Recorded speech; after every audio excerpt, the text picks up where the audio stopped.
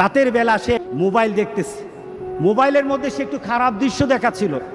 এমন সময় মেয়ে গিয়ে ঘরে ঢুকলো, মেয়ে ঘরে ঢুকে দেখলো বাবা তার মোবাইলের মধ্যে খারাপ দৃশ্য দেখছে, মেয়ে দেখে ফেললো। মেয়ে তখন বাবাকে বলল, একটা শব্দ বলেছে, লজ্জা করে না বাবা?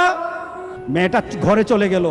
সেই বাবা যন্ত্রণায় ভুগতে আরম্ভ করলো, আরে আমার মেয়ে দেখে ফেললো, আমার মেয়ে কি কথাটা বলেছে, লজ্জা করে না বাবা? সে লোকটা অফিসে চলে গেল, অফিস করতেছে, কিন্তু আর ভালো লাগে না। মেয়েটা কি বলেছে, লজ্জা লাগে না বাবা? কিন্তু মেয়েটার যন্ত্রণায় সে হার্ট ফিল করলো। মেয়েটা এরপরে মারা গেল। বাবা যখন বাড়িতে ফিরে আসলো, বাবার মাথাটা নোয়া, লজ্জিত একটা মুখ। এখনই আমার মেয়ের সাথে দেখা হলে আমার কানে বাজতেছে, আমার মেয়ে আমাকে বলেছে, লজ্জা লাগে না বাবা? আমি কিভাবে আমার মেয়ের সামনে যাব? এই চিন্তা যখন করতেছে, এমন সময় দরজা খোলার সাথে সাথে একটা চিৎকার শুনলো। স্ত্রী চিৎকার বলতেছে, আমার মেয়েটা মারা গেছে।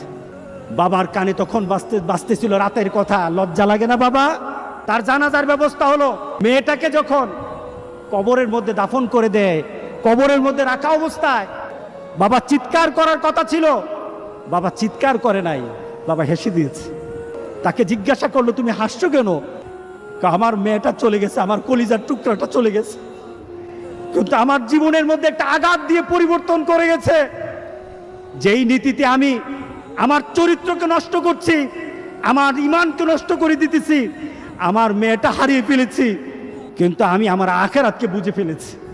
আজকে সমাজের যারা প্রিভেন্টিভ করছেন না, আপনি চিন্তা করছেন আপনার মেয়েটা কিন্তু একদিন আপনার জন্য বিপদ হয়ে যাবে। সুতরাং আমরা যদি হতে চাই ভালো একটা বাবা হব, রাজি আছে সবাই?